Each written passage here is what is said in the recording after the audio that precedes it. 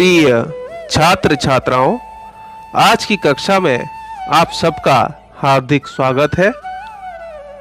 आज हम कारक के अंतर्गत मैं और पर परसर्ग पर विस्तृत रूप से चर्चा करेंगे।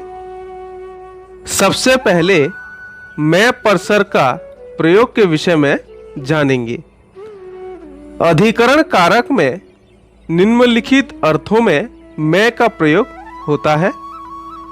स्थान और भीतर का बोध कराने के लिए मैं परसर्ग का प्रयोग किया जाता है। जैसे कमरे में मेज है, यहाँ मेज कमरे के भीतर है। ठीक उसी प्रकार वह 9वीं कक्षा में पढ़ता है। बरगढ़ में धनु यात्रा होती है।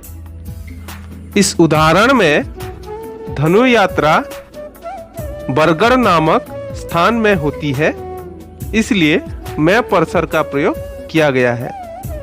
समय की अवधि बताने के लिए मैं परसर्ग का प्रयोग किया जाता है।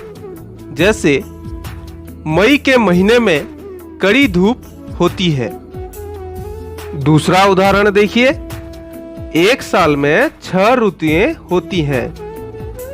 तीसरा उदाहरण देखिए, 1947 ईस्वी में भारत स्वतंत्र हुआ। तुलनात्मक विशेषता बताने के लिए मैं परसर्ग का प्रयोग किया जाता है। जैसे आदमी आदमी में अंतर होता है। दिनेश और विनोद में बहुत अंतर है।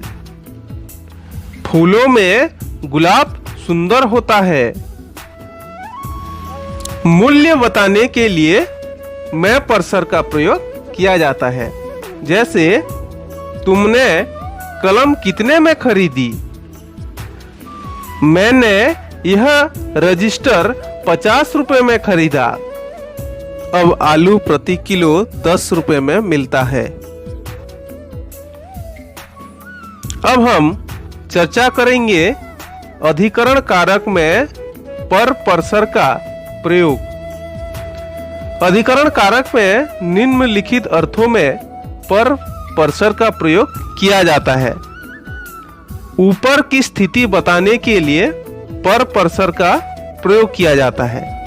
जैसे पेड़ पर बंदर बैठा है। दूसरा उदाहरण देखिए, मेज पर किताब है। दूरी बताने के लिए पर परसर्ग का प्रयोग किया जाता है। जैसे कुछ दूरी पर एक तालाब है। नदी थोड़ी दूरी पर है। ठीक समय की सूचना देने के लिए पर परसर्ग का प्रयोग किया जाता है। जैसे 2:30 पर गाड़ी आएगी। दूसरा उदाहरण देखिए, सही समय पर काम शुरू करो। किसी के प्रति या किसी के विषय में प्रतिक्रिया प्रकट करते समय पर परसर्ग का प्रयोग किया जाता है। जैसे मुझ पर भरोसा रखो, जीवों पर दया करो इत्यादि। प्रिय छात्र छात्राओं, घर पर रहें, सुरक्षित रहें। धन्यवाद।